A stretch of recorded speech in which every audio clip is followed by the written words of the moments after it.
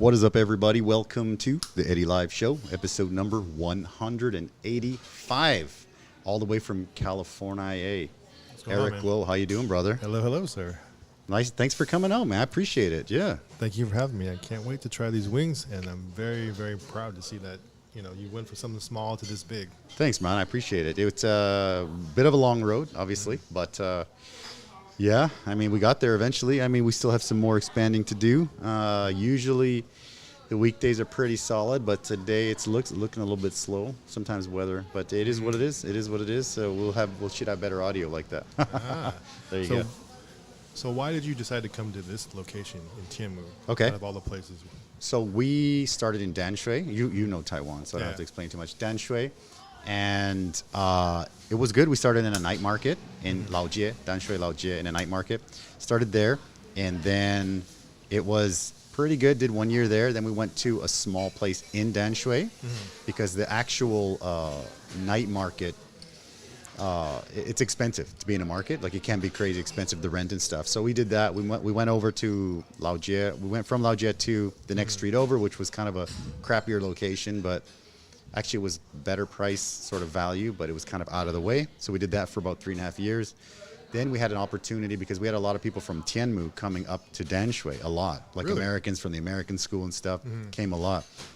And so there was a restaurant called Sababa. I don't know. Sababa was kind of this like pita sort of Moroccan sort of thing that blew up. And then there was an actual franchise in Tianmu, small one. And the owners of that franchise came up and they said, you know what, we're thinking about, closing it down. Why don't you come and have a look at our place? And we thought, well, Tianmu was a pretty expensive place. We're kind of new at this. And they're just like, well, come and check it out. So we went. It was amazing. And we said, you know what do we have to do to make it happen? So we did make it happen. And then, it was good. Business was pretty good there. The American school is huge for us. European school, Japanese school. So in short, that's the reason. This area is really international. So it's been really good for us. Yeah, and then we had that location, and we had that one plus this one, and then business was actually pretty solid at both, but we thought we had an investor at this location. That's why it's kind of bigger and a little bit more fancy-ish looking, and we thought, it was good, but we wanted to buy out the investor, and 2 locations was good, but it was hard to staff them both. So we thought, okay, let's shrink back down, focus on the big one, buy the investor out, and then when that's sorted, we will expand again. And then we did that, and then 2 months later, COVID. And so we're like, well, luckily we just have one. Luckily we just have one for COVID. So we had the one for the first year or so. It was actually great because people were stuck here. Taiwan was like this safe haven. Everyone was stuck here. And then when COVID actually came here and broke out, then did the soft lockdown for maybe 3 months or 4 months, which was pretty rough because we had to do the no dine-in. Then till now, things have swung back up. Things are good again. And yeah, pretty good. Pretty good so far. Yeah, that's why we chose here. It's very international. Yeah, Tianmu, yeah. International, or the income bracket here is a little bit? Income bracket is higher as well, for sure. I mean, while we were in Danshui, I always tell the same story, but so at the end of the month, it would be slow, right? No, sorry, bro. I know you're in pain. At the end of the month, it would be slower, and I'd go around and I'd ask all the business owners like, what's going on, and they would say, oh, 月底. And I was like, what? I'm like, end of the month, what does that mean? And then I was like, oh shoot, that's because everyone gets paid beginning of the month. So end of the month, no one has money. And then, it gets to like December. And I'm like, it's even during the beginning of December, it'd be slow. And we're like, what's going on? We go ask the other shops, and they're like, oh, 年底, and I'm like, oh shoot, so end of the year, no one's spending. And after we took the jump to come out here, no, don't have that problem here. I mean, it's a different area. It's like a Beverly Hills kind of thing, So it's been good for us. So people here would higher spending power, definitely more demanding, but it's been pretty good so far. Yeah. So refresh my memory. Where are you from exactly? Born in Canada, Northwest British Columbia. Mom and dad are from Mexico though, so I was a first generation Canadian. And at home, when I was actually, my older sister also was born in Mexico, and so the three of them immigrated to Canada, and I was the first one born in Canada. At that time, my mom couldn't speak English, and so we spoke Spanish at home, and we just ate Mexican every day. We still do that. Oh, so and, your whole family's here? No, in Canada. In Canada. No, in Canada. And then I came here about 20 years ago, just to coaching soccer. Did a little bit of English teaching, tried some different things, and this is the one that stuck, I guess. Yeah. Oh, I was like about to say, wow, your family is super nomadic. No, they didn't do that. No. Literally bypassed America. So no, they did. They bypassed America and went to Canada. They kind of jumped all the way up there because I actually just found this out the last time I went back home. My aunt met a Canadian guy in Mexico. And then when they moved back to Canada, he married her, brought her back to Canada. She called my dad and said, hey, he's like 18, musician, broke, just got married, has a kid. She's like, hey, there's pretty good jobs up here.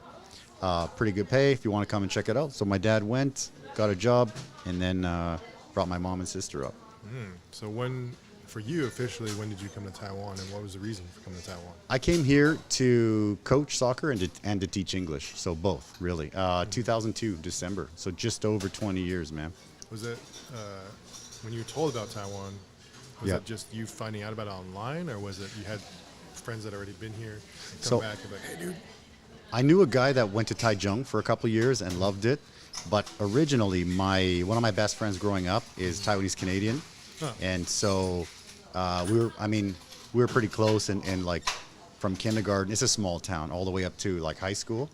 And high school, obviously, we were still close, but he was in the advanced classes, and I wasn't, obviously. Yeah, but it was pretty cool. So we were pretty close with him and his family. And I thought I was actually studying. I was going to be a police officer in Canada, RCMP. I was going to do that. Did everything, did the school part, did everything, got all the way to the end, passed everything, physical and written and all that stuff. Failed the final exam because I was too young. They said, you're too young. I was like 20, 21. Pass the final exam. They said I don't have life experience. So they said, you got to get life experience and you can't reapply for 2 years. So I said, okay, no problem. So what should I do for 2 years? They said, well, get life experience. So I said, okay. I started to finish my coaching job, and I said, you know what? I think I will go to Taiwan for a year or two. And then it's been 20 now. But how was it presented to you? How was Taiwan presented to me? Like when you said, I'm going to go for a year. Oh, I mean, I've always wanted to come to Asia, and I was looking at China, Taiwan, Korea, Japan at the time. And I knew one guy that was in Taichung. He had already gone back to Canada, but I don't know. Taiwan has always been a cool spot. It's a tropical island. I figured if I can learn another language, Mandarin is probably more valuable than, no offense, than Korean or Japanese, I think. And at that time, it was down to kind of China, Taiwan. I had job offers at both places. And I don't know. I just had a feeling about here, and I was a little worried about going to China, like for my first kind of trip. I was like, okay, I'm going to come here first, and then maybe I'll go to one of the other ones. Yeah.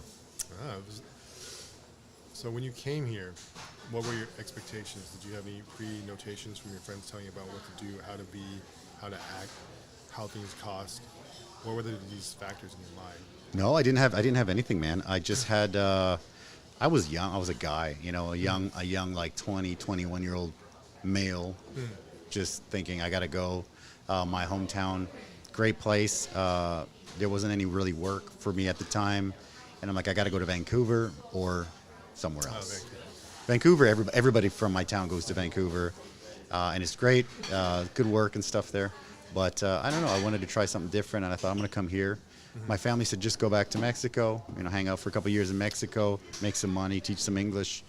And I'm like, yeah, I can do that, but I don't know. I thought I want to try Asia, and I came out here. Where in Mexico were they telling you to go? Guadalajara. Oh, that's Jalisco. where my family, Jalisco, yeah, that's where my family's from, yeah. Okay. Yeah. Good to grow up in Guadalajara. Yeah, I know. Well, tell me about it. Yeah. Well, before we jump in, let's grab the first wing, man. Okay. Cool. Okay, so the first one is buffalo. Okay. Yeah, so we can just jump in on that. It's just a basic. All right, chill. Whoops. Get what you got to get. Yeah. We got the... Much spice on here? Yeah, so we make our own buffalo. So the good thing and the bad thing about Taiwan is it's really hard to find ingredients, so you have to make everything. Like we use local cayenne peppers to make, the knockoff Franks to make the buffalo sauce. Yeah, so we make pretty much, we grind the corn to make the tortillas. Like we make pretty much everything here. Yeah, man. So that's good. It's more labor intensive, but yeah, it turns out pretty good, I think. Yeah. Have you ever thought about getting those seeds for the? We have had seeds before, and we've planted. We buy all of our chilies from. There are a few small farms here that grow like Carolina Reapers and stuff like that. So that's good. So yeah, we are able to get that. We don't grow ourselves because daily we use so much. So we had some seeds growing before, but then it's just like it takes months and then it's gone in like a day. So it's like, so we had to find some farms. There are a couple farms here that do ghost peppers, Carolina Reapers, and what else? Scorpion peppers and stuff like that. Yeah. So yeah, it's not a very in-demand thing here, but we use it. We make hot sauces and stuff. Yeah, bro. So just get that a little closer to your face so that we can. No, it's okay. Sorry, I just want to make sure I get your audio in. I kind of was wondering. So for beautiful. All this Mexican cuisine here, yeah, would you say you're the most authentic here on the island, or is it more of like you have to adjust the taste to the people here? So we started first, right? Before us, there was two, but they were very, very Taiwanese. So like you would get fried rice and stuff like that. So we were kind of the first like authentic-y one, right? Okay. And then we've been open the longest. There are some new ones in the last 2, 3, 4 years that have popped up. Well, Mexican chefs that I actually know most of the chefs of most of the restaurants. They're pretty good as well.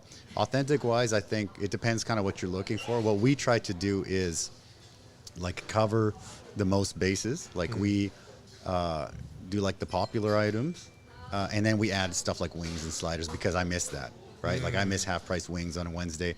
Originally, we started with just Mexican food, but it was very, very niche, and people looking just for Mexican food. We didn't make any money for 10 years, right? So we were like, okay, that's okay. So let's start to add a couple of different things. So we added like wings and stuff like that. And when we made this location, we made it look. My previous locations were very like hole in the wall, like bright colors, like Mexican restaurant style. But locals were like, "What is this?" But the local clientele is they're kind of attracted to like a Western vibe. And then, so this is kind of like the dream location when I set up everything with the investor. We show like UFCs and stuff like that, and we show the World Cup, and we show we do like karaoke night and live music and stuff like that. So this one location, it's kind of like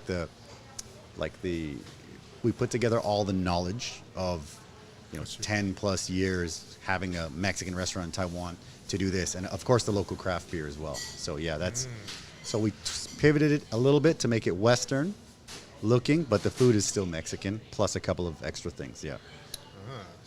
And authentic is a really hard word to say because people from northern Mexico and in southern Mexico and in central Mexico, everyone makes things differently. So we actually I believe we removed the word authentic a long time ago because it's a tough one. But we do make everything from scratch here. Corn tortillas, flour tortillas. We make everything. So yeah, that's we do what we can. So you have asada on here, El Pastor? We don't have El Pastor, no, because we don't have the machine. We have like carnitas, and we have like the fish tacos. We've tried different things like pozole and menudo and stuff like that, but nobody knows what it is, and it just doesn't sell. So that's also a problem when you have something that's really like niche Mexican authentic thing, and you put it on sale here. It's more work, so you have to charge a bit more, and then the Mexicans don't want to pay that, and then because everything's cheap in Mexico, right? So they don't want to pay that price. So you're like, okay, and then other people don't know what it is, right? So and then Mexican food has that stigma of being super spicy. So when I talk to Taiwanese people, they're like, oh, I don't eat spicy. I'm like, no. we have spice, but everything is kind of, you can add it or you don't have to be. So yeah, it's a crazy thing, man. Yeah. All right, so I know you got some questions for me. I do. So you heard I feel about? like I'm just taking over your. No, it's cool, bro. It's just free flow. So you basically you came here. You heard about the podcast and you hit me up, right? Yes. So how did you hear about this? I'm super curious. Well, I about remember like your place in Densui. Okay. I go there. I went there. So when I came here, I was 20. Okay. 20, 21, I forgot. Okay. At that time, my grandfather was sick. Okay. So I came back, and they told me to stay to. There's two reasons I stayed. One, I was able to somehow. I shouldn't say that word. I was able to work with Sony and able to have a job here. Okay, gotcha. And then, Yeah. So I can stay with this side of the family that I did not know, and also get to know my half brother. So you're born in the States, Yeah, so right? born and raised in California. And your parents are Taiwanese type Yes. deal? Okay, gotcha. And I did that. I stayed here for a year, but I didn't realize when I came I would actually like not stay. I would not go back to America. I traveled the world for the past I know. That's one of my questions. Yeah. Keep going. 7 years. I was gone. Yeah, And that's amazing. I came back to a different America. I came back to Donald Trump era. Oh, Literally, wow. Okay. Leaving when George Bush Jr. Shoot, how was that? Eddy. You got to tell me about that experience because I'm No, Mexican. sorry. Yeah. I left America when Obama was in office. Okay. I came back to America when Trump was leaving office. Okay. Gotcha. So that number one, that ages me. If you can do the math on Oh, that. dude. Number two, that Okay. tells you what I've kind of seen, haven't seen. And it's very interesting being in America and then living and then being there when the president's in power. It's just say George Bush Jr. You see what's happening, but then when you're outside of the country and you have to count on news outlets in that country to give you the news, Yeah. you get a different story. Okay. Yeah, I'm than sure. what it is. Like I'm sure. If you look at one article, I learned that when you look at one article, let's just say oil dump Okay. in Mexico, right? Yeah. Japan will post it one way. They'll add their own little thing to it. Yep. Taiwan will say something about it, but they'll add their own little thing to it. Oh, Okay. America's not helping them, blah, blah, blah. And you soon realize that this world is pretty fucked up. And this world. Well, you got to wants- travel and yeah. see a lot of that, I would think. No? Yeah. Or and yeah. The world, whatever country you're in, they're gonna. It's all good. I'll Yeah. adjust. I just want to make sure we get it. The country that you're in, they actually want whatever they want to tell you is whatever they want to tell you. That's it. Okay, it's like filtered and stuff. Yeah. And so you have to take it as it is. So that's how I was here in Taiwan. That's how I found about your place. I didn't know that you were doing a podcast. Okay. I don't. When I came here, I was here for 2 years. I made a bunch of friends. Sure. But some of them are gone. Some of them are still here. That's one of the things about living here. Yeah. So, thank you. Yeah. And I just, oh, cool, you're still here. You're still doing this. So, Yeah. and so I just decided to hit you up and see what's going on. And I wanted to see the new location, which Thanks, is brother. amazing. Thanks, man. I appreciate it. Yeah. Thank you. So, yeah, that was pretty much it. Thanks, brother. Do you have any questions for me? Sorry, I just want to Yeah. make sure the audio is good. Yeah, go ahead. For me, it's like I tried to start a business here in Taiwan. Okay. And but when you're young, you think you can do everything, Sure, of course. and of you course. don't know the rules. You think you know the rules, but you don't Yeah. know the rules. You really believe that I put my mind to it, I can do it, which is actually true. But Yeah. you need Yeah, to yeah, yeah. understand that whatever game you're playing in life, There's or- boundaries, right? Yeah. Correct. I didn't know that. Okay. And so I'd make a lot of mistakes. My grandfather is the person that has helped me a lot in my life. Your grandfather. Okay. 'Cause, my parents weren't around. Gotcha. And he'd allow me to make mistakes. And I think that's why I am the way That's I am super today. important. Yeah. He wouldn't he would yell at me. That's okay. That's normal. Yeah. But he allowed me to make mistakes so that I can be a better person, number one, learn from my mistakes and not feel, I think people quit when they're the person that's helping them or their support system, Yeah. Well. when they start judging them too harshly. Okay. There's no problem with being, constructive criticism, but Sure. Of course. Here, and it's the same thing from when I see my girlfriend Brenda, her parents, how they talk to her. Is she Taiwanese or? She's from Jalisco. So, Oh, that's also same. Yeah. Oh, I thought you said you had. Yeah. Okay. So when I see how her parents talk to her, I'm like, that's super judgmental. And then I think about my parents, I'm like, we're the same. That's normal. Oh, we're the same. And so when someone funny. is being judged too much, I realize that like that kind of kills their spirit, number one. Yeah. It also kills their ideology of that, hey, maybe I can be successful on my own. And, Yeah. you know, when you keep getting kicked down, it's just like... It's tough. You get to like, yeah, So, I understand 100%. I have, obviously, my parents are Mexican, and they're almost like the opposite. My dad would kind of be like, you know, what are you doing? What are you doing? What are you doing? And my mom would be like, oh, you can do anything. Where it's like, no, like you can be whatever. And I was a, you know, soccer player and coach and stuff. And I was never like the best. It was kind of like in the middle somewhere. But my mom was like, oh, you're the best, mijo. Oh, you're the best, you know. And my dad would be like, no, he's fucking garbage, you know.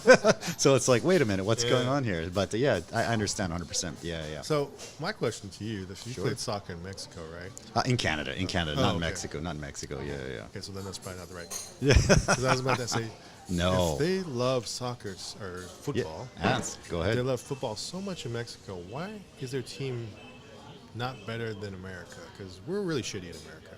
I'll tell you exactly the reason why. Yeah. So basically what happens is in Mexico, Mexico's always push and it's kind of similar to here. They always push and promote Mexicans. So Mexico has a style of playing. Mexico, when I grew up, used to smash Canada, smash the States, right? And then there was one point, I don't know if this is the exact point in time, but there was a point, it's a perfect example. Jürgen Klinsmann was a professional player from Germany, and he became a coach, and he was really good, and he had this sort of high-flying attacking style. He went to North America, apparently to coach Mexico, right? But Mexico wants to be coached by Mexicans. Okay. Or Latinos, or you know, as soon as you get, you know, some kind of success, they'll switch out the coach and then they'll put a Mexican in there, right? Really? Yeah. So that's Mexican. You know, Taiwan does that as well. Like I've known a lot of the national team coaches here that, you know, they start to win or they lose one game and it's just like boom, you're out, and you're like, what? He was about to fly his family here next week and now he's gone. But so Klinsmann went to the States, coached the States. And then he was like one of the guys that brought him really high. And then I think it was Bruce Arena who brought him high. And so I wouldn't say they're on par, but they're pretty damn close. They're pretty close to Mexico. Like I would say they're pretty, if they play 3 times, it's probably going to be 1-1, you know, and then the third game will be like a tie or it'll be 50-50, which when I grew up, it was a destruction. Mexico would smash everybody, but everybody kind of evolves, and Mexico always has a Mexican or has a Latino guy, and then They didn't want to... they don't. I don't know. This has been the complaint. Like they'll go to the World Cup. Like I'm Mexican. I love Mexico, and then we go to the World Cup, and we always qualify for the second round. And it doesn't matter who it is. We'll lose the first game in the second round. I think we've even lost to the States first game in the second round. Doesn't matter who it is. Why So is that? I don't. It's just always been like since I was a kid.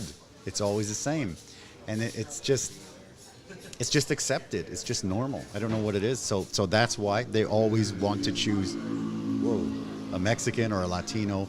And it's just like, and I'm not saying that it's wrong, but I'm saying that if they tried, you know, they've got the Mexican system, which is great, maybe a top 10 sort of in the world-ish thing. I'd like to think top 10, maybe top 15. If they had that and then they added some like European elements or something different, it could really go up higher. But they want to hire maybe a Mexican coach or a Latin coach, and it doesn't go up. Yeah, that's the reason. So are there no Premier League coaches that are Italian or In Spanish? Mexico, Like, in the Mexican League? no, like just grabbing someone from like Barcelona or like Italy. So Mexico does have some players that They go speak out Spanish, there. so- Yeah. So well, to play national, they have to be Mexican, right? Okay. And But a Mexico, coach. but coaches, they will. Not I don't. Not that I could be wrong, but not that I remember. Yeah. Huh. Yeah. It always seems to be Mexican or South American, and then and then they'll have like the idols like Hugo Sanchez or something, and then he'll coach, and everyone loves him, and then the team starts losing, and then everyone hates him, and it's like it's like sports. It's normal, but Mexico at the end of the day always chooses. They always want to have like the Mexican power, and they always have the Mexican coach, and then it never. I don't know. It's been like that since I was a kid. Yeah. Because most of the people that come out of Mexico to me are the boxers. Yeah, for sure. What's that dude? The really handsome guy. Canelo? Talking about Canelo? Yeah. Yeah, I'm like, that dude's redhead. What? He's like from Guadalajara, and he's like, the only Mexican whiter than me, I think. Yeah. And I was like, what's happening here? What's happening here? Exactly. Yeah. And now you have Grasso. I was like, Alexa Grasso, man. Shout out to her. Yeah, love her. I mean, unfortunately for Yair, that's more of a paper kind of scenario. A little bit, yeah, and it's a tough fight. That's a tough fight for him, man. Yeah. And then we have Moreno. Brandon Moreno is. I have a lot of friends that have like conspiracies on that one. Oh, really? Like, well, tell me a little bit about that, man. Because the way they explained it to me is like, why would you fight like 4 times? That makes no sense. I think it's the only time that they fought 4 times. 4 times right? in a row. In a row. It was like a 2-year.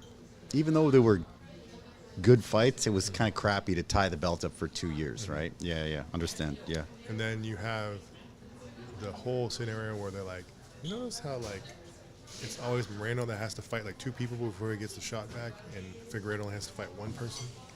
Okay. Something's going on here, you know, like. Yeah, no, for sure. I mean, it's what Dana wants, right? Like it's there's the rankings and all that, but at the end of the day, if Dana thinks Colby should get the title shot, he will, right? Like it's really I don't know the conspiracy theories or anything, but if Dana thinks that that it should be Colby, then you know, who else was it? Bilal Muhammad's trying to get that shot. I just think everybody, yeah. It's probably because a lot of them are not big enough draws. Well, for sure it is, for sure. And Moreno, I mean, everybody knows that Mexico, they love, like I just said, Mexicans love to support their own, right? So, like, if Brandon Moreno is champion, if Alexa Grasso is champion, the first thing I thought of was I got to buy the shirt.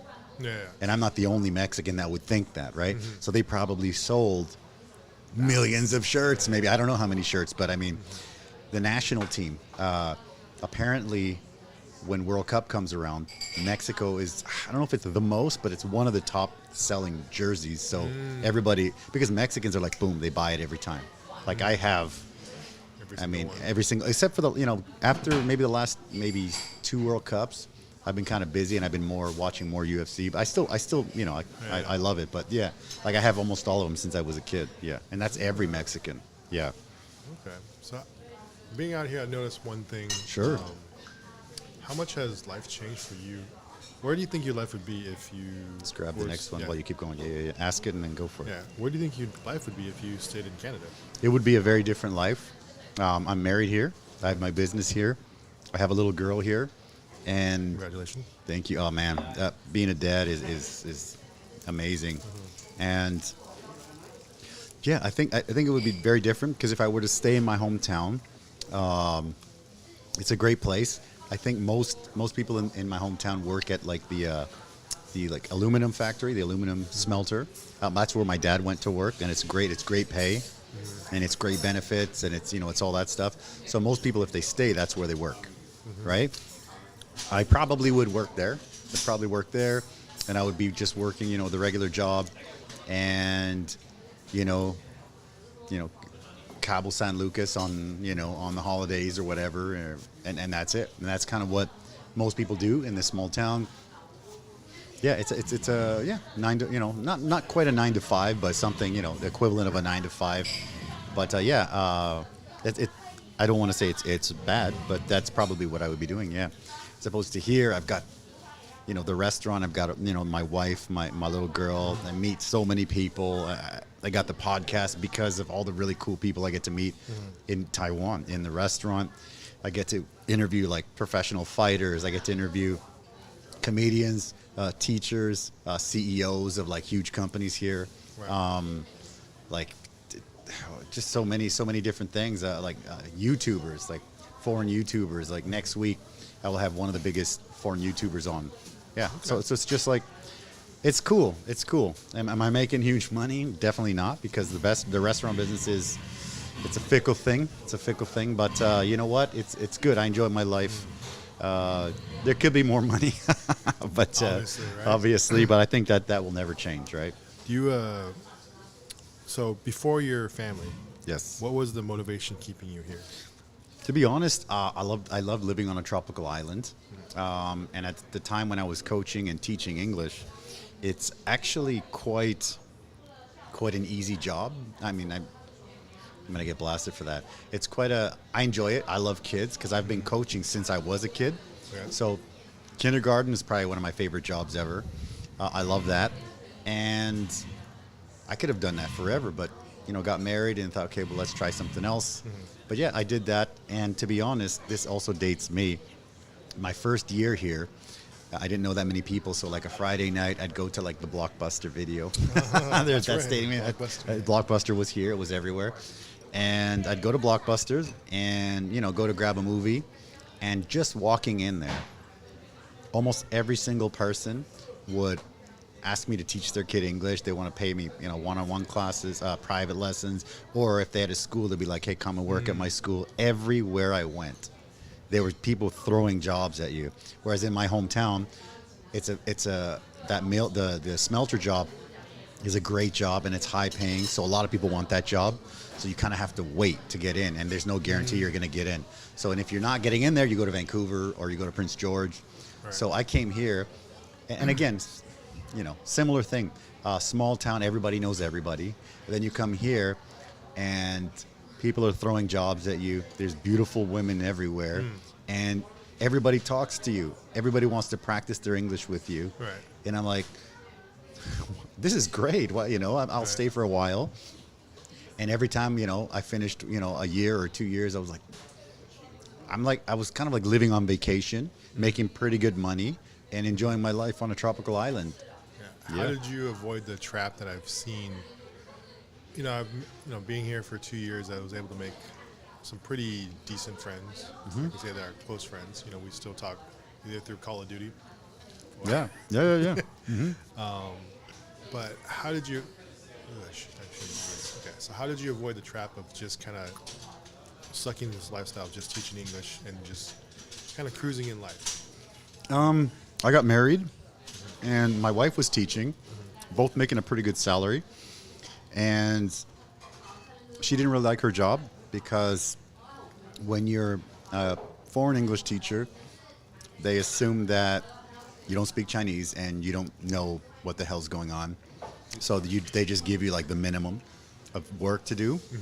And when you're a Taiwanese English teacher, they know what's going on, so they dump everything on you, right? So that happened to my wife a lot, and she was like, not happy. And I said, well, what do you want to do? We're married. What do you want to do? Yeah. I want to open a coffee shop, she said. And I mean, I do like coffee, and I can have a coffee, but I'm not the coffee like connoisseur guy. Like you can give me, like I'll have a crappy coffee if it has to be really like high end for me to notice a difference, right? If it's kind of like lowish, medium high, unless it's really bad, I can't really. It's the same thing to me, right? It tastes like coffee. But I told her if we do a coffee shop, it's hard for me because I'm not a liar and I'm not like a fake. So if I have to all of a sudden be the coffee guy, it's a fake thing. I can't live like a fake. I can't do that. I'm not a fake person, so I can't be the fake. All of a sudden, I'm the coffee man. So I can't do that. And so I told her, you've tried my mom's food. I know how to cook some of it. Let me talk to my mom. Maybe we'll try a stand. So that's why we started the stand and did that for a year, and then we moved to a location. Yeah. So there's a progression, like you. It's a progression. Did you for sure. Did you actually make a business plan for this, or did you just say, no? Fuck it, we're gonna Dude, I was 28, I think, when we got married, and we didn't have much saved up. We did it Mexican style. I painted the walls. I did everything myself. And in Taiwan, at least at that time in Danshui, you just open the gate and you're open, right? That's right. It's like Mexican style, man. You just open the gate and you sell, right? So we opened. I painted and stuff. We opened, we started to sell food and stuff like that. And then I figured we should actually probably get a business license, right? We didn't have anything. Oh, well, and wow. then You were full blown. Yeah, we just full blown just opened, right? And this was 15 years ago or 16 years ago. And so this is a crazy story. We actually went down to the government office in Danshui, which was like a 10-minute walk from our restaurant. went inside and we're like, oh, we know we get business license, blah, blah, blah. And then the guy's like, oh, okay, cool, cool. So he takes the paper out, starts writing it out. And then when we get to address, we told him the address. I don't remember the address now, but we told him the address. Yeah. And he's just like, in Danshui? I'm like, yeah, just up here, 10-minute walk. And he takes the paper, rips it up, and he's like, oh, 不需要, you don't need in Danshui. Ooh, I don't know about that. Well, I know, but that was 15 years ago. So he's like, 不用了. So this is in the government office. This mosquito was happy today. Yeah, so basically I was like, okay, so we didn't have a license, kept going for a couple months, and then we actually found an accountant that would actually process the license, so we did get the license eventually, yeah. Oh, okay. Wow, But in the government office, he's like, 不用了, 没有关系啦, you know, very Taiwanese style, right? Yeah. That's crazy, because if you would have just exploded in popularity, and then that happened, then we'd be screwed. Yeah, and you can't say anything, right? Yeah. Well, he said I could, and he'd be like, 没有啊, 没有讲啊, right? That happens a lot. Totally be like, what? No, I told them that they had to fill this paperwork out. They didn't bring it. Exactly. Oh, wow. That's what we did, man. So there was no business plan. At what point in time? Zero business plan, zero business experience. Nobody in my family's an entrepreneur. Mm-hmm. Yeah, so it was a learning curve for sure. I want to jump really back. Do it. So when you first landed on this rock, yeah, baby, I love it here. What was the first thing that you remember that you'll never forget until the day you die? Just distinctive, whether it's a smell of gas or ass or like. The women were gorgeous. Okay. Everybody's like super thin. That blew me away. I was like, holy crap, women are gorgeous. So like, what's the one thing, whether it's a piece of cheese that you saw or like, what did it? I think the smell definitely reminded me of when I landed here. It had just rained, and it had that wet dirt smell, and that reminds me of Mexico. Mexico, whenever it rains, it has that smell. So when I landed here, you know, we're taking the taxi home, and I smelled that, and I looked around, and it looked like Mexico to me. Obviously in Chinese, but look, you're driving by night markets, and there's, you know, vendors outside selling their stuff. I'm like, this is just like Mexico. This is great. So for me, Taiwan it's like the best of both worlds. It's got, I think it's in between Canada and Mexico. Mexico's amazing. Right. It's beautiful. Food's amazing. Weather's amazing. People are super nice. Same as Taiwan. But Mexico is obviously, you know, it can be unsafe, right? Taiwan's super safe. You know, Canada, beautiful place. People are nice. Ultra expensive. Super expensive. But people are a little bit more, not as warm as Mexicans. It's just the way it is. It's just the culture. It's just different, right? There's no night markets. Everything closes early, you know, and it's like, but it's pretty safe. But Taiwan is more safe. Taiwan has all the best from Mexico, all the best from Canada. Tropical island. There's, you know, beautiful women everywhere. People are super nice. Everybody was offering me work everywhere I went, and I was like, man, I'm fighting for women and work in Canada, and I come here, and it's just like, I was this super shy person that everybody was just like, come and work, come and work, come and work, come and work, teach my daughter, language exchange, and I was just kind of like overwhelmed actually for a while. It was overwhelming, yeah, but like super nice. People are friendly, legit, like, yeah, I've never really, I mean, obviously there's some bad things, but very, very few, I'd say. So with that being said, when you look at, do you prefer to be called Hispanic? Do you prefer to be called Latinx? Do you prefer to be called... You know what? I'll tell you another quick story, okay? Because I've been here for 20 years. So my ABC friend just came back, actually, ABC guy from California. He goes back a lot. You know, he just came back. We were chatting, and he said, when I talk to you, I feel like I'm talking to Austin Powers. And I'm like, what are you talking about, Austin Powers? And he's just like, because you remember Canada 20 years ago. You remember the West 20 years ago. And I'm like, well, that's because that's where I was. I've been here for 20 years. So I don't even know about the Latinx stuff. I'm Mexican, Hispanic, Latino. I didn't even know those were bad words. All of a sudden, they're bad words. Like, wait, what? Yeah. The last time I went home, sorry, quick one. The last time I went home, when we grew up, some of my best friends were like Aboriginal Canadians, right? Aboriginal, like we call them native, right? Yeah. Aboriginal, native, whatever, First right? Nation. So First Nations, right? Yeah. And I mean, they're like some of my best friends, like my blood brothers, right? And I asked them, I was like, oh, when, what happened? When did it become not okay to say native? And they didn't even know that. They're like, what are you talking about? And they're like, no, we call each other that. I'm like, no, but apparently you're not allowed to say that anymore. And they're just like, what? I never heard of that. So I don't know where it comes from, but that's a thing. There's another thing that can outdate you is when you say, hey, say Indian style. You're not supposed to say that, apparently. I didn't know that. Okay, so okay. My niece was like looking at me. She's like, I remember her looking at me and then pulled me aside. She's young. She's like, how dare you can't say that. Yeah, you can't say that. She's correcting me. And I was like, say what? Yeah, that's so funny. So you have to say, you can sit cross-legged. I was like, okay. Yeah, the thing is, you don't even, you don't know. Because like I said, I'm like frozen in time, man. I'm just this guy out here who came out here to work and loved it, met a girl, got married, opened a business, zero experience, struggled, obviously. Still it's pretty good now. Obviously, it's still a bit of a struggle. We had to go through COVID. But yeah, I don't know about. I didn't even know that. That's the first time I've heard Latinx. That's the first time. But my guess is that it's. Yeah.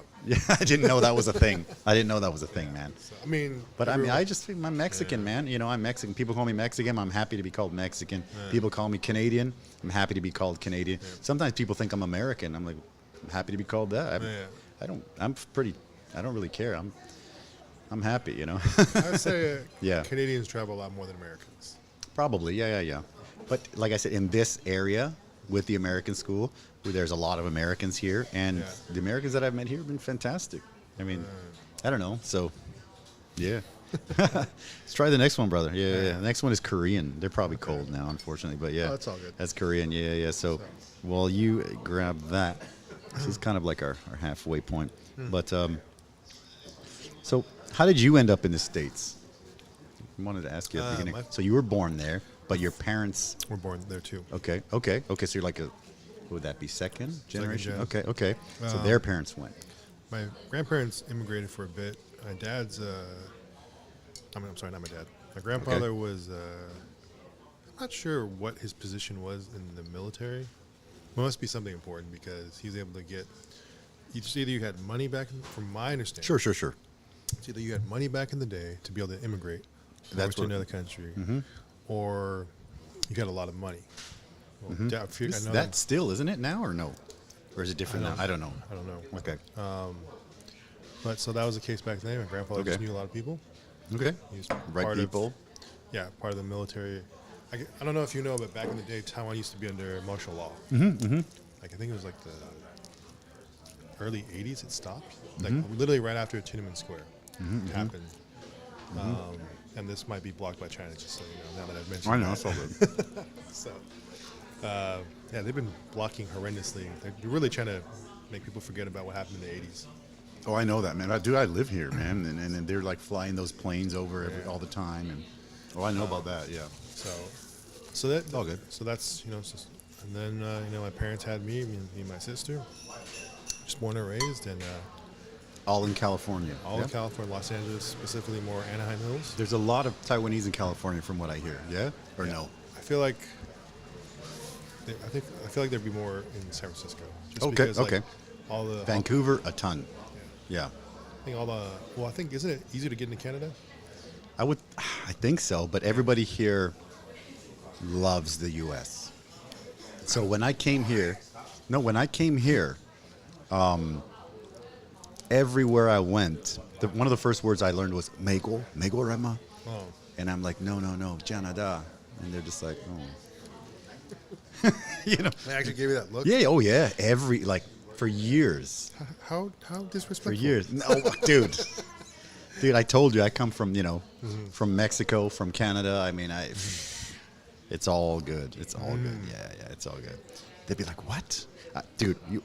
So when I would take a taxi home, the driver, if they could speak any English or I spoke a little bit of Chinese, they would ask, where are you from?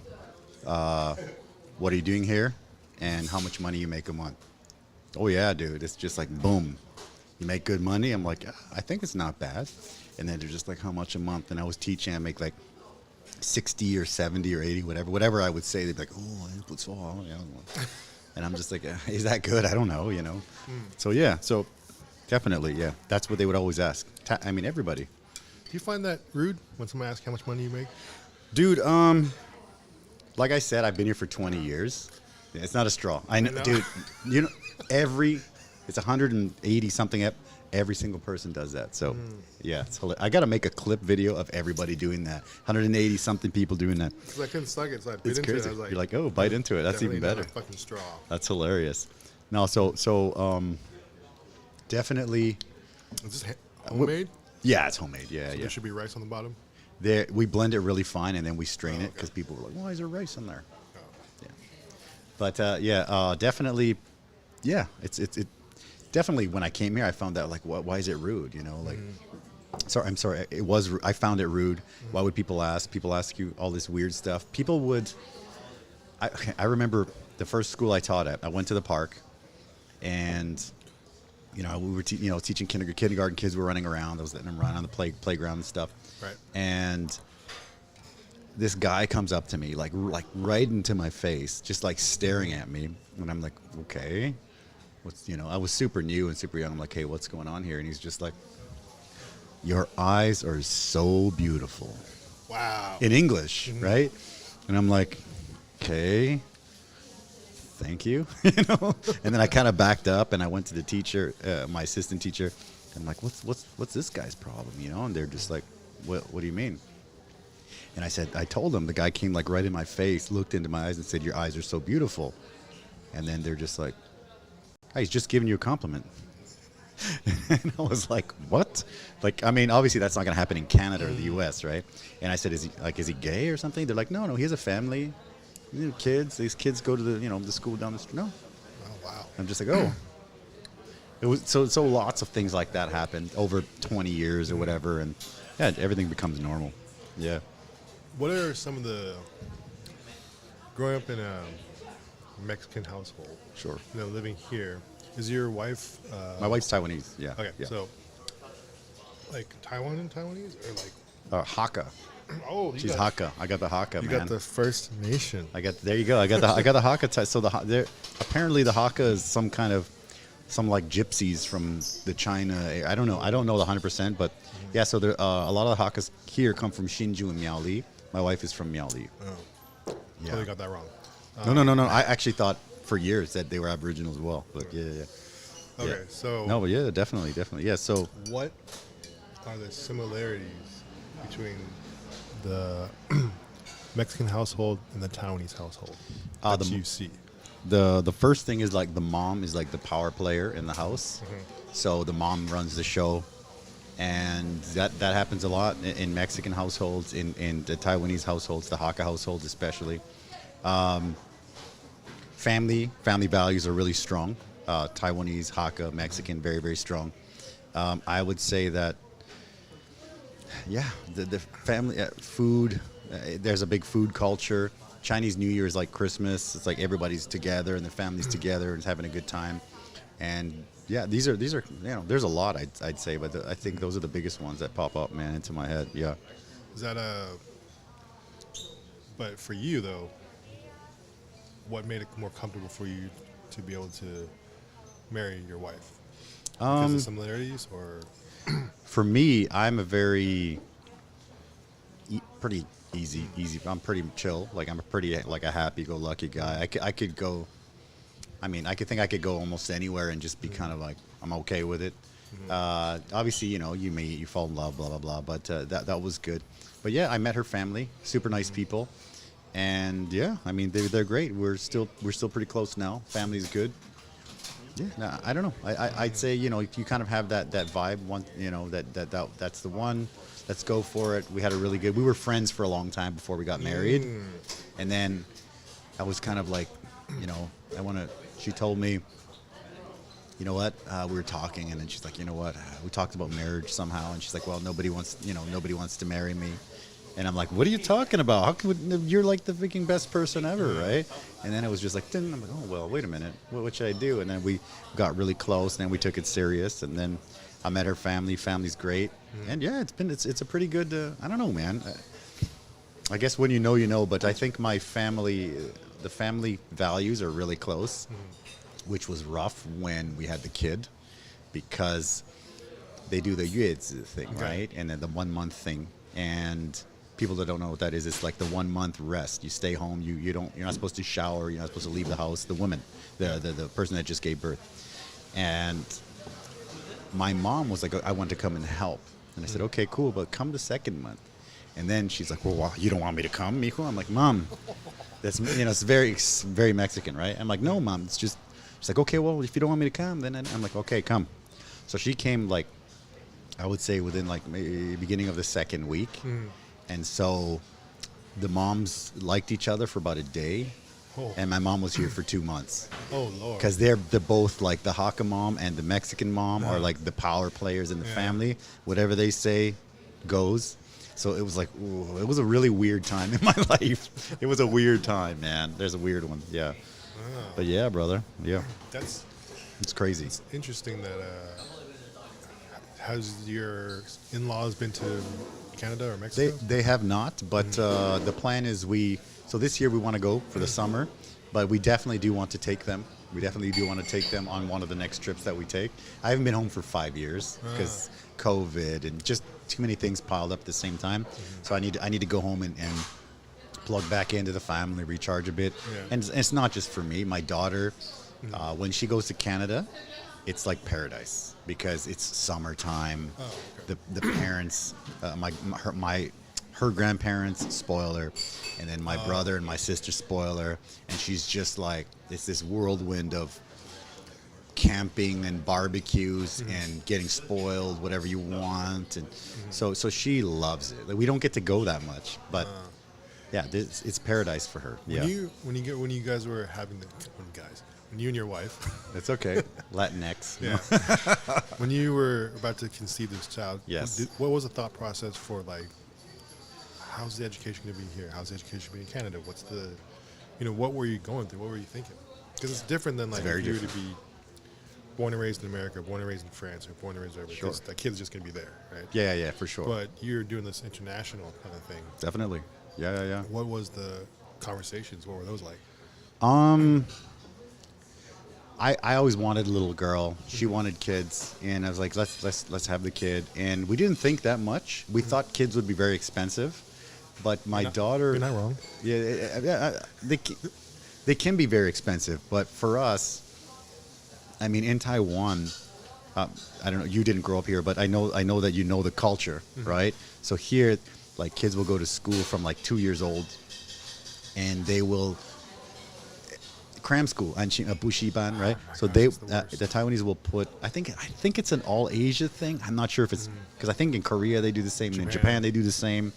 I'm not sure about China. Probably China, but they want the kids to learn everything, like piano and violin and guitar and English and whatever, German and whatever, everything. We didn't do any of that, man. My kid goes to jiu-jitsu. That's it. My kid goes to jiu-jitsu, and that's like, I coach soccer. She didn't really like it, so I stopped and we switched to jiu-jitsu, and she likes it. She likes jiu-jitsu. Yeah. So she likes that. She likes art and stuff like that. So she's pretty, she likes it. She likes it. And one of her buddies goes to jiu-jitsu with her, and she grew up basically as a baby walking around either the restaurant or the house with UFC on the TV. So it's normal for her. And she likes it. She likes jiu-jitsu, man. How old was she when she saw her first fight? When she saw the first fight, shoot, man, she was a baby, I think. Yeah.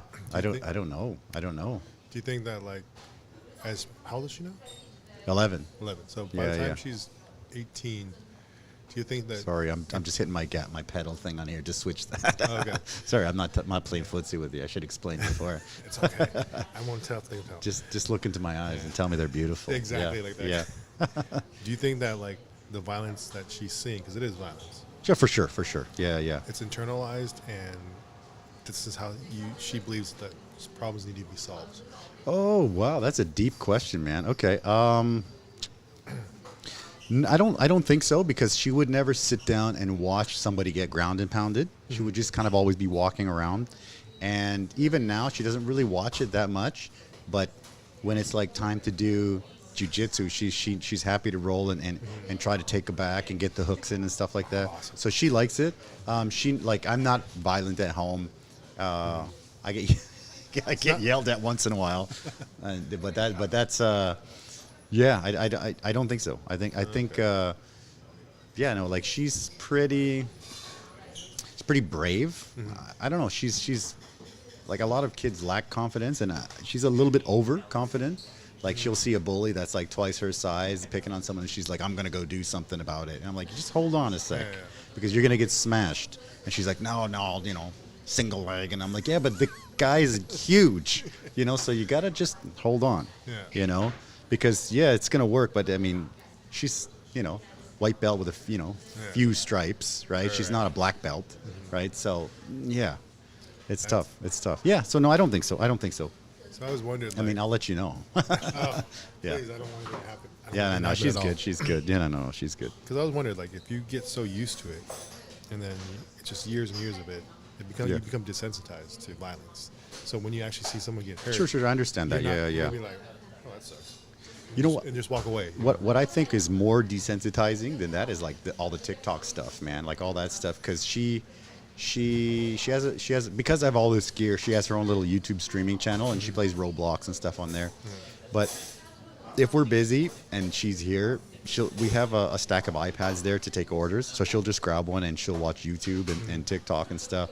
So there's I think that's probably more damaging. Yeah, to be like the attention span is damaged, I'd say. Yeah. Wow. So there was no thought of her going to Canada to go to school. There's no thought of like. So the thing about that is, she's very much a daddy's girl, and she basically, as soon as she stopped, breastfeeding type deal, we lost the video here. Oh, that's weird. Okay, the cable's glitching. She basically is always wants to be with me, and so I could send her there, but then I don't get to raise my kid. Then so it's tough. I want to raise my own kid, and she's a really solid kid, and I think we're doing a pretty good job. Yeah.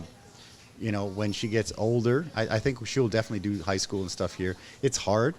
Ideal situation, I make a lot more money, and then I can put her maybe in one of the international schools, because we got pretty good connections there. They come here a lot. They're good to us. They're super expensive though. It is what it is. So it's definitely out of our budget. But we could go to the local schools are going to be.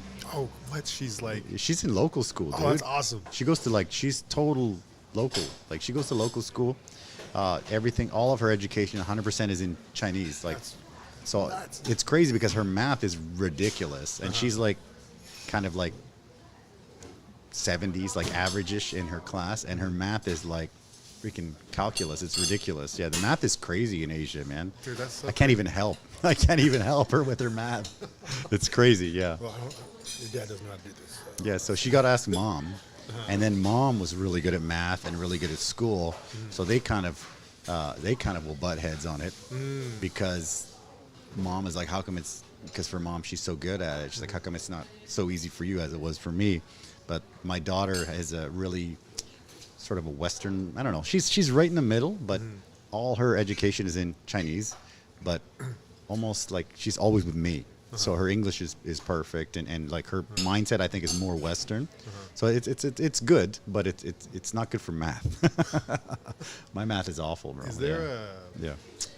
So she speaks perfect Mandarin. Both. Does she speak Taiwanese too, or the Hakka language? So they learn a second language in school, but she's not really. Okay. Yeah. She doesn't speak the Hakka language at all? No, we started with Spanish when she was little, and then her Chinese was here, and then her English and Spanish were down here. So I kind of panicked a little bit that she would lose her English, and then I stopped the Spanish, and then I went full English, and now her English is it's as good as mine, I'd say, if not better, because she watches YouTube stuff, and she mukbang and stuff that you don't know what's going on. I didn't even know what the hell that was, right? She's like, oh, I think he's AFK, Dad, and I was like, what? Stuff like that, like stuff like that YouTube lingo, right? I remember I can't remember what I did, and her reply was, "That's pretty sus, bro." And I was like, I didn't say that, Right. you know. So her English is top notch for sure. How? Yeah. So now you're trying to get her back into Yeah, Spanish. trying, but it's hard now because she's like, well, let's just speak English, and it's a lot hard to get her back in because now she's like, well, I got so much homework. Why do I have to learn more stuff? So now she's old enough to be like, why do I have to do that? So we're working on it, but it's tough. It's tough. Yeah. I apologize. Yeah, it's okay. If you Go think ahead. about it, right? Your daughter speaks English, Yes, which is still predominantly the language of the world, right? for now. sure, for sure, And she speaks Mandarin, which is, again, on this side of the world, it's the predominant language. for sure. Yes. And at least in America, Yeah. Spanish is, if you're in the West Coast, Spanish is the number All one Mexico and south, down Yeah. south. Yeah, Spanish. thing. If she was She able could. to do, oh my gosh. She could. Like I do that, but I'm old. Like if she could do that at like 10, you know, that's incredible. Yeah, Yeah, if she that's can- the plan, man. So Yeah, if she can do fluent Spanish, I don't think read or writing, but that would help a yeah, lot. yeah. Well, the thing about that's different about Spanish is reading and writing is as long as you know your ABCs, it's not that tough. Right. Not like Chinese. I mean, it's a completely different thing, right? It Yeah. looks like logos. Exactly, and they look cool, but it's like I've been here. Like I speak Mandarin, but like I've been like illiterate for 20 years. You know, like it's weird, but I can read quite a bit, but that's just from seeing it. That not anything near. I would say like what is there 5,000 characters? I can read like 100. Yeah, You they know, expect like you to know so yeah, many. yeah. You can't, unless you want to do like what the kids do, and go to school, and you write your little characters every day like 100 times, which I can't do. I'm 44 years old, man. I can't have time to sit down and write characters. My Chinese is pretty decent. I do some of the podcasts in Chinese, but I would like to still. I feel like I've hit like a plateau. I got to get some more vocabulary in there. So yeah. Is there any plans for her to go to high school, at least in Canada? It's possible. It's up to her. So she's in grade 5 right now. We'll see. We'll see how it goes. I mean, I have a couple of investments that are supposed to kick in. If that works out, then I'll put her in one of the international schools. Try to Because I need to keep her keep here. that kid, man. She's my life, man. She's my life. But she would probably love to go to Canada because Canada is like for her, like I said, it's paradise for her. She loves it there. Yeah. But yeah. Okay. I got one for you, bro. Let's grab that. yeah. I got one for you. All right. Videography, Warner Brothers. Like this is massive. This is massive, right? So you know you're a video guy. Where do you, Obviously, where do you want to start? Oh, with that? shoot. That's like a multi-layered question, kind of like. Exactly. So how did you get into the videography? Okay. So And when are you going to donate that cinema camera for my Oh. podcast here? when Yeah. Warner Brothers buys me a new one. There you go. Come on, WB. Let's go. They're broke right now. Okay. Oh, what? Okay. Actually, most. I'll tell you later. All right. So in high school, we had a course called Media Tech, Okay. and Mr. Weinkoff, that was our teacher. Good He name. taught us everything because he was like the older gentleman that. Well, he was a consummate professional. That's number one. Love it. And he had a mustache. I always remember it, like a Mario mustache. Oh, I love those. Yeah. So when yeah. he'd get angry, you can see it kind of move. That's awesome. So funny. But we'd be scared because he had a loud voice. Dude, I was scared of a bunch of teachers. Yeah. Yeah, he's the one that got me into it because he showed us that, like, hey, we're getting a new program here. This is what's happening. We had back then we started on DATs. It's like a mini DV. You know what a DV is? Yes, of course. So we, Of course, bro. And then I remember the mini DVDs. yeah. So we had those. When I came here, I learned about VCDs. Oh, but yes. let's keep going. Yeah. Anyways, yeah. Yeah, well, that's a story to tell. That's like, another one. Yeah. So we worked on that. We had those little. Remember how the Macs used to be colorful? It was I just used a to work. mono- I used to work at Future Shop. So yes, Yeah, definitely Oh, okay. in Nanaimo. So we had got those. We started learning how to edit. We'd do one project at a time, and I really got into it. But things happened in my life, and then I ended up doing a lot of go-kart racing and drifting. Dude, what? Growing up. Nice. But then I got to Florida, to where I got a scholarship to go to Florida, Yeah. also to try to get away from my family. Okay. And I just didn't do anything with film at all. That's about as far as you can get, right? No? Yeah. Unless you went to the northeast. Hampshire. Okay, yeah. Where my sister was trying to go. That's awesome. Okay. She got an acceptance letter, I remember, in the mail when I was younger. Yeah. New Hampshire University. I was like, That's as far as, yeah. what the hell is this? That's crazy. But she didn't go. She Didn't go? Well, yeah, when you're I mean, everybody goes to California for school, right? So when you're a top of the line student and you can choose where you want to go, obviously Yeah. she chose Berkeley. okay. Oh, You know, so and you guys are smart ones. Yeah. Gotcha. I'm not. I was only able to go to state school, not a Well, bro. high-end state school. So, but yeah, so I really stopped doing videography, any kind of filming, any kind of photo stuff. This was high school, your teacher. Yeah. Okay. And then even in college, I didn't do it as much. I dabbled here and there. I'd read the magazines. I'd still keep in touch with the industry because I thought The tech changes so quickly, right? I thought I was going to be a music producer. Okay. So I ended up spending 6 years in Florida. Okay. 2 years for this school called Full Sail, Okay. Recording Arts. I did not graduate, Okay. so I wasted like $60,000. Gotcha. No, it's all good. All good. Parents are furious. I know the feeling, man. But then I was like, you know what? I'm going to get a more conventional degree. So I got a degree in psychology. Oh, whoa. Okay. So Nice. I did that, and I was a lot happier because it was cool that I was learning how to do music production, learning sound, learning audio, learning the software. Yep. At that time, they still use MIDI keyboards. Oh, beauty. And then, Okay. you know, Okay. Yeah, of course I remember Yeah. that. Dude, I remember all that stuff. And then we had a MacBook Pro when they were when the first gen MacBook Pros when they Okay. came out. Really? Wow. So that okay. thing, Okay. I still have it. It's slow, but that thing is solid. It's a solid. They last steel. forever, right? Yeah. Beauty. And, yeah, I just didn't graduate. I think for me, I thought that's what I wanted to do. But that's It's not hard really, to choose, right? But that's not really what I wanted to do. That was just me picking something super easy to get my parents off my back. Okay. That's really what it Understand. was. Understand. Yeah. So, in a sense, I had the luxury of that, where most people in this world don't. And so I'm very grateful. Gotcha. In Yeah. the beginning, I was not, because I didn't realize how lucky I was. Every kid is like that, bro. I mean, come on. Everybody's Yeah. like, nah. But Yeah. that's the way it is. Yeah. And then so when I started making friends in college and just going and doing different things, so there's this thing like Michael's gonna love this. My friend Michael Kim, Okay. you should look him up on Instagram. He's a Michael stand-up comedian in LA. Okay. He has Nice. this thing what he calls when he sees me talk to people or walk in a room. He's like, one, Eric, you're huge. Okay, So yeah. You're always, the presence will always be there no matter what, even Yeah. if you don't want it. Okay.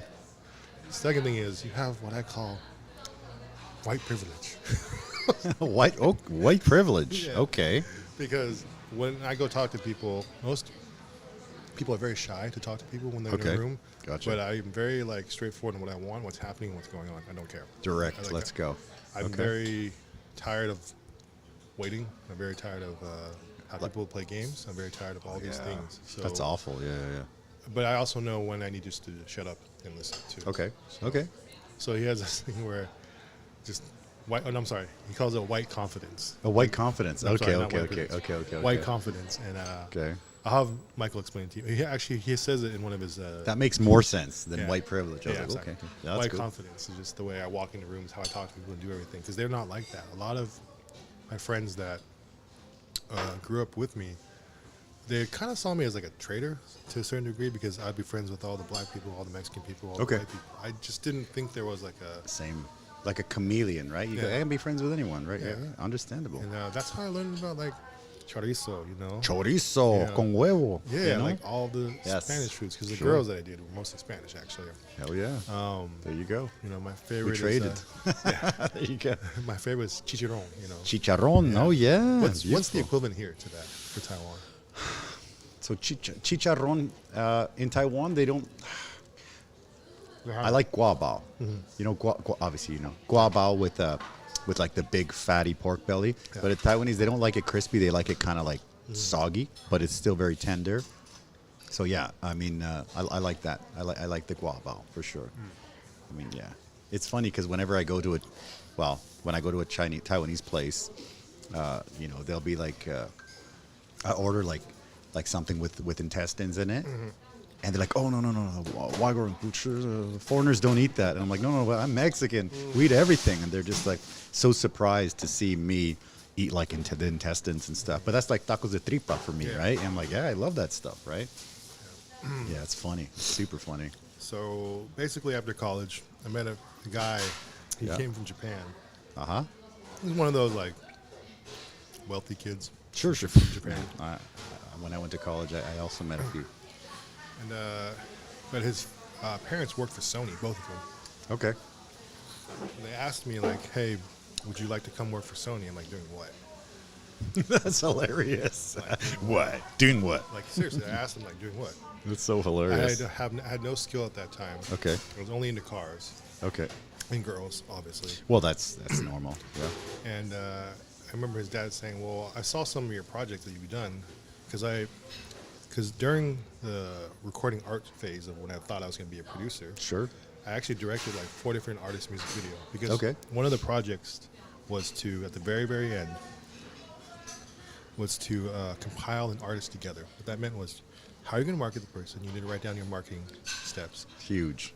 Show us the recordings, how you're going to record the artist. Okay. Show us the mixing that you did on it, and show us the Wow. mastering.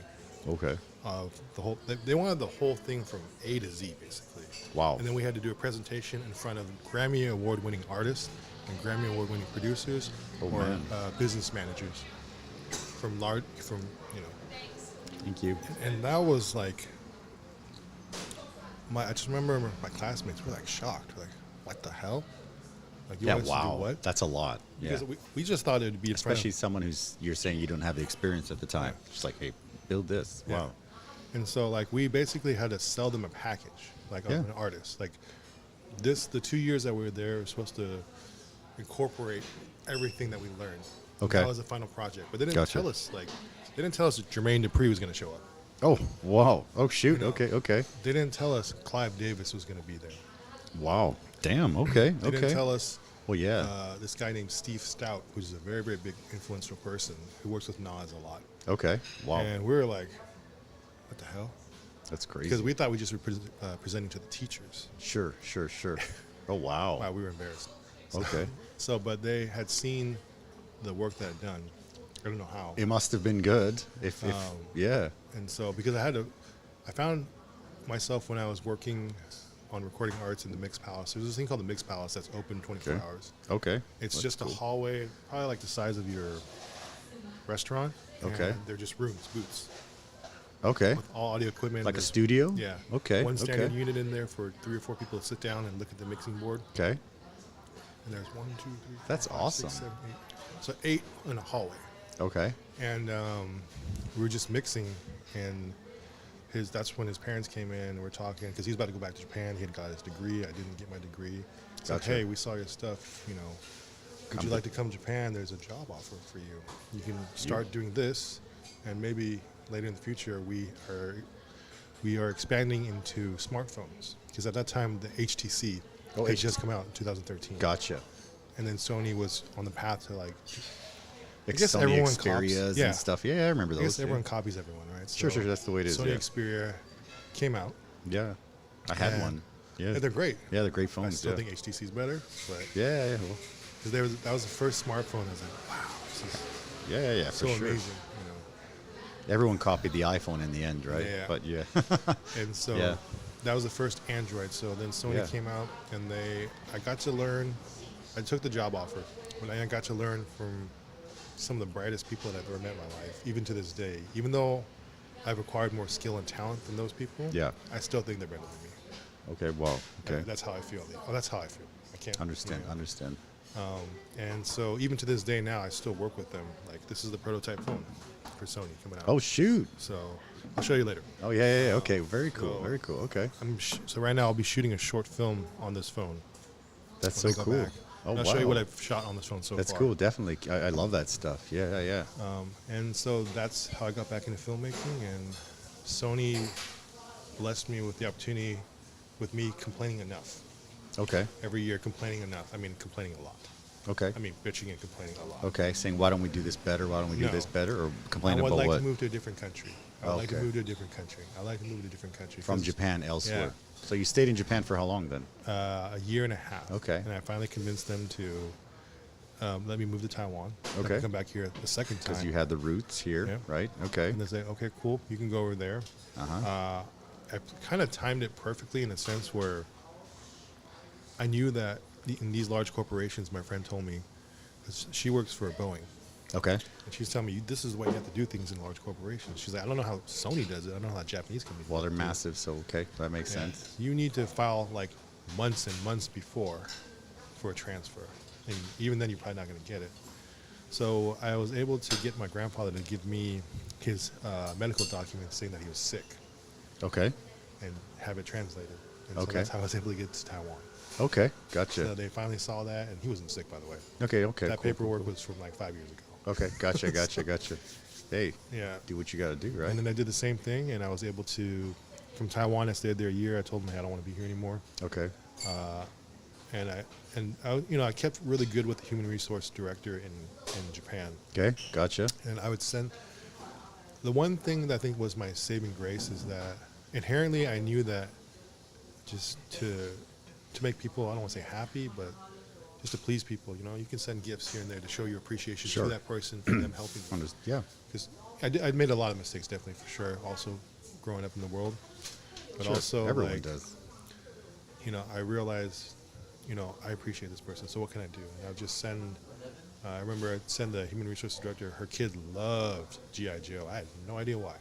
Okay. But I always ask my sister, hey, can you, I'm going to send you some money. Can you send me her the latest stuff? Some from Toys G.I. R Us?" Joe. When Toys R Us was still around. There you go. Yeah. I think there's still one here. I Yeah. think there's still one here. Yeah. And so I learned quickly one of the games in this world is contacts and communication. Oh, it's not what you know, it's who you know sometimes, right? Sometimes. So Yeah, a lot of the time. I got lucky, and every time I put in a request, she would, okay, Okay. where'd you want to go? So I ended up going to France for a year. Wow. Okay. That was fucking awesome. Sony's got offices, I guess, everywhere. Worldwide. Okay, in the whole world. So Beautiful. Wow. I was not able to, I kind of wanted to transfer back to America, but Xperia is not located in America, and they don't have any offices. Gotcha. They have one room, one office space in a room that's Sony Xperia in a Sony building. So Gotcha. they don't really care about it. I just think they don't care about it here in America, Okay. but they do care about the experience worldwide. Okay. So Sure. you see the Sony ads here, but you won't see them in America. The Xperia for the phone. Okay, sure. Yeah, we see them here. Yeah. So I was able to go to France for a year, able to go to Barcelona for a year, able to go to England for a year, able Dude. to my final destination, which I never anticipated ever happening because I never had a thought about doing it, and I don't speak Portuguese. Brazil or Portugal? Exactly. Brazil. Oh, I did. That's right. Okay, I saw the. Yes. Dude, Brazil. Yeah. Yeah. Os, like Os. ois. Yes. Yeah. If you do jiu-jitsu, you know what that is. Yes. So Jiu-jitsu. yeah, and that was the last place I went, and they just said, hey, there's an opening. Do you want to go back to America? Brazil. Or do you want to go to Brazil? I was like, hold on. I just typed in Brazilian women. There you go. Yeah, and you're like, yes. What is it like dating a Brazilian girl? That's literally like You Googled it. That's hilarious. Oh my gosh. Okay. a lot of That's so funny. whatever. I don't care what people think. A No, lot of that's the hilarious. That's countries I great. went to were predicated on like, what were the girls like? Dude, Seriously. that's why I stayed here. That's the one. I try to tell you that. That's what I'm trying to say. That's why I stayed here. Yeah. It's fun. That's 100%. 100%. Well, you're a single guy, right? Yeah. So, and obviously my sister would make fun of me for it. Like, oh, come on, man, that can't be the only thing you think of. Think about the opportunities and stuff. I'm like, I am. Yeah. Yes. That's hilarious because guys are kind of the same, I think, right? I'm just gonna sound like a total hornball, but Yeah. definitely Brazil, food amazing, people amazing, women exciting. Okay. They're very Passionate. passionate, and if they like you, they like you. They don't. Gotcha. It's not like the American girls where I like to call it the princess syndrome. Okay. I've been seeing a lot of. I've missed all that, so I'm not. You got lucky. I'm good. Yeah. And Not all of them. I should not say that. Of course, yeah, I should not say that. Yeah. The vast majority of them, I'll say Gotcha. that, though. Gotcha. Understand. But you find those types of girls too in Brazil too. So Everywhere. Yeah. You can find them here. But Yeah. for the most part, that 1 year, that was the first time that like where I didn't feel like I needed to date as many women as possible, because I Gotcha. found one that I really liked, Excellent. and I stayed with her for most of the time. And Okay. unfortunately, it was one of the things where she did not want to go to America. Okay. Gotcha. So I was She's where did you go in Brazil?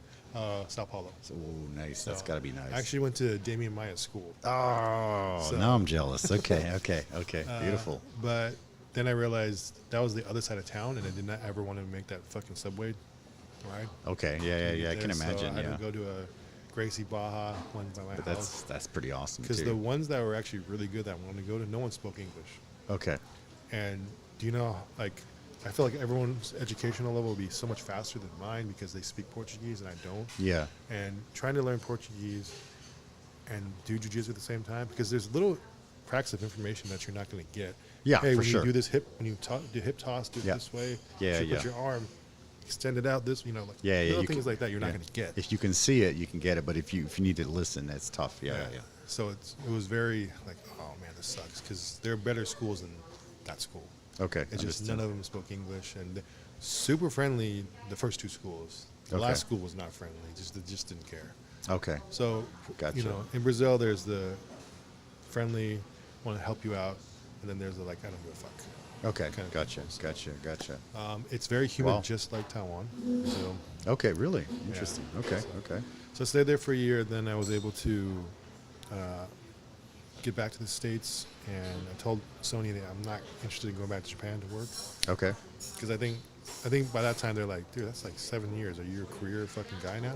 Are you going to be a company man? Now, basically, one of the ladies asked me, are you going to be a company man? You have a nice salary.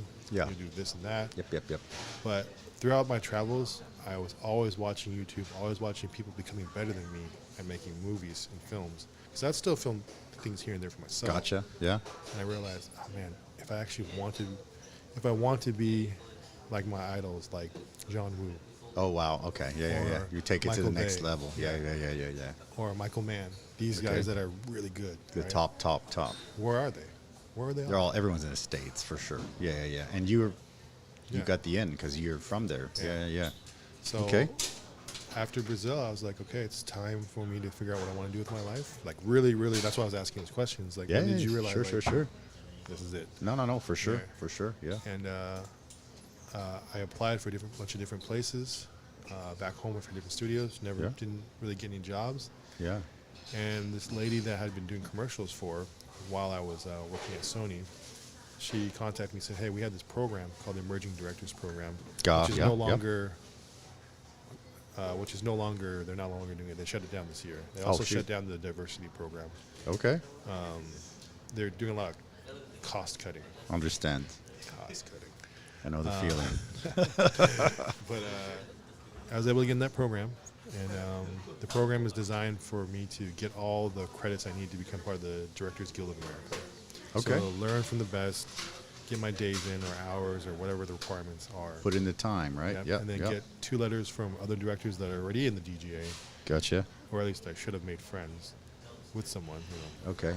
So that's what I've been doing for the past year. Gotcha. And That's where the current story is. Yeah. current story ends right there, basically. Gotcha. And so And then you came here for the 2 so- weeks type thing. So I went to India to. Okay. Yes. that was yes. that was so amazing, India.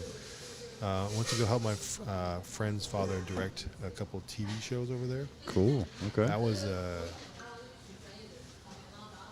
wow. For the old equipment they have, I feel like the people in India work a lot harder than people in America. They have really old equipment, and they're still making the best. The Bollywood stuff. Yeah, There's some I'm good just ones. like, Yeah. A holy- friend just recommended a new one recently. Yeah. So when that was done, I spent a week with Anu and her family. Yeah. Great experience. I think the experience that I got, you can't buy. Okay. Like, breaking in the house ceremony with the priest, and then like That's amazing. Yeah. Wow. doing all that stuff, and then having her mom cook for me every day, and like in the beginning I was kind of like, drawn back because I wasn't used to eating with my fingers. Okay, understandable. Because when they Yeah, well, eat, yeah. she was like, no. Similar to Mexican, man. Eric, Yeah, this yeah, is how yeah. you have to scoop it. I'm like, scoop what? Give me a fucking fork. Yeah. That's hilarious. But, everyone was sitting down on the ground in the house. They had, dude, they're not, it's not. They have tables. Yeah. You're saying. Yeah. Yeah, it's not like how people perceive India to be poor. Okay. No, there are some pretty, modern places. But, Oh yeah, I've heard that. Yeah, I got lots of Indian friends for sure. Yeah. So, but yeah, and then that's where I'm at now. I came to Taiwan. We had a meeting with a company called, or a station called GTV. Okay. I don't know Oh, what's I know gonna it. happen. I know it. I don't know Okay. what's going to happen with them because their Okay. budgets are ultra low. That's also Taiwan. Yeah. and that budget would be like if I called my mentor, my special effects mentor, because I'm also learning about special effects as far as like blowing shit up. Gotcha. Yeah. I'll show you some videos later. Yeah. Well, we're good. We're almost done. Yeah. With household chemicals, I can show you. Oh shoot. Okay. Wow. Okay. But so I'm working on getting my training license. It takes 2 years to get your training license, just a training license. Okay. That means you are only allowed to hold the equipment, the explosive equipment, and all the other equipment that you need when there is a guy with a Card A license. Okay. Yeah. For safety reasons, Yeah. obviously. Okay. And Okay. then it takes 5 years to get to the next level, Oh, which is where you can shoot. finally kind of work by yourself. That's a pretty big commitment. Yeah. Yeah. Okay. And so, I would guess not many people do that Yeah. then. So then if you get there, then you're in demand. I would guess. Yeah. one of the pushes I think the government's trying to do here, this is my perception, I could be Sure. 100% wrong. Do it. They want to give, like how we do our American movies with the military Yeah. propaganda, I guess you'd say. Okay. Okay. They want to do the same thing here, but for the TV show, right? On a Okay. lower budget. But when I saw the budget, I Budgets, was like, dude, tough. that's how much your budget for the whole show is. How much it costs for my guy to come out. That's not him buying any equipment. Yeah. That's just The budget. him to show up. How is it doable? I mean, what's going to happen with The that kinda- budget? Nothing. The Just kind of like, nope. explosions that they want that I have in my commercials that I've directed. Okay. Those are all you're looking at like $300,000. Okay. Wow. Yeah. So- Yeah. Yeah. So Well, I don't think it's possible. there is money here. There's definitely money here, man. So let's grab this last one. Okay. Yeah. Go for it. I think my plan. There is money here. Yeah. There is money here. It's just like, for example, professional basketball. Dwight Howard is here, and then he was like the darling of Taiwan for a long time, and everybody loves Dwight Howard. And then another team brought in Jeremy Lin, right? So Jeremy Lin's here playing pro, and then me, I thought, oh shoot, I was talking to some basketball guys that I know, and I said, oh, that's great, because then we'll get to see like Jeremy Lin versus Dwight Howard, right? And they're like, no, they're in two completely different leagues.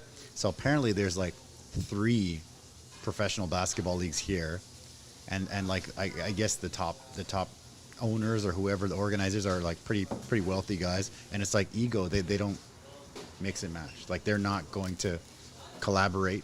Like nobody's interested in that. Really? They want to be the best. They won't collaborate. Nobody collaborates. I'm not saying nobody, but it's a very at the very top level is one of the things that I learned at when I was coaching and stuff. Nobody collaborates. I mean, people try to steal your students. Like, it's crazy. It gets crazy. Really? Yeah. Oh, dude. Yeah. When I coached, it was crazy. Yeah. But no, they won't collaborate. Completely different leagues, and it's like do an all-star game or something, and people are just like, would never happen because nobody wants to do that here. Yeah. Crazy. It's crazy, man. That's crazy, but I know that. I know Dwight Howard came here at a discount. Well, from what I heard, he's 200,000 A game? US a month, maybe. I don't know. That's what I hear. I mean, obviously, I don't know him or what he makes, but that's what the rumor mill says: 200,000 US a month. Yeah, the Lakers sold him to. Didn't sell him; they rented him. Okay. Oh, really? Okay. So he came. Everybody loves Dwight Howard. It's like Dwight Howard fever here, and then they're like they bring in Jeremy Lin. And everybody loves Jeremy Lin too. People still wear like the Linsanity gear, but how's the last one's rough, right? Yeah. But Dwight Howard has been like, everybody loves him. Yeah, I don't know. We'll see. I think it's great for the sports and stuff here. I think it's great to do that. But I don't know. we'll see how it goes. We got Ongoing experiment. Yeah. So, we got a special name for Dwight Howard. Oh shoot. We call him Daza Howard. Daza Howard. Yeah, really? Okay. Discount Howard. Oh, Daza. Oh wow. Okay. Daza. Okay. Yeah, Daza Howard. Yeah, discount. Yeah. 有没有打折? Yeah, that's hilarious. Oh man. That's fun. Yeah, I don't know. I don't really watch that much basketball, so I don't know. I know he played. Obviously, I watched some NBA, but yeah, I don't know how he was doing. I think he's getting like closer to the late tail end of the career type deal. But I don't know. I don't really watch much. So I think it's, from my conception, it's like similar to like the MLS. When like Pelé or like Beckham or somebody goes to the MLS, makes some money, and then retire eventually. Yeah, I don't know. What did he do for America, Beckham? He really didn't bring any eyeballs. No, that's just an example. I have no idea. Yeah, I don't think so. I mean, people know him and they like him, and he's always handsome, whatever. But yeah. He was a good player. Yeah, he definitely. Yeah, in his prime, fantastic. Love Beckham. Yeah, brother. Okay, that was hot. The last one was rough, right? Yeah. The last one is a Carolina Reaper, bro. That's why. That's where we get. Yeah. But I don't know, man. Do you got anything else you want to see? You want to go through some pictures or what? Are you good? Not really. Okay. Well, yeah. Do you think anything we missed that you want to touch on before we call it? It's been overtime already. It's so hot. What are you thinking? Yeah. So the horchata's there for that reason. Yeah. Yeah. I'm just gonna say, love is the answer. Love is the answer. Okay. Love will conquer all.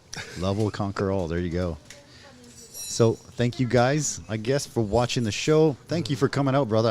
It's always really cool. It's cool to chat with different people, and I also love hearing the Taiwanese experience that because I know obviously a lot of Taiwanese here, but the one like ABC, growing in the States or in California, I love that experience. Yeah, brother. So I like to hear all that stuff, and thank you for coming out. I know you had a little bit of an accident, and it's tough, but you still made it. You're the man, brother. I appreciate that. Yeah. Don't edit out the snot. I definitely won't. We'll keep that. We're keeping the snot. Come on. Right. Thank you guys for watching. Thank you. Thank you guys, and we'll see you next week. Bye-bye.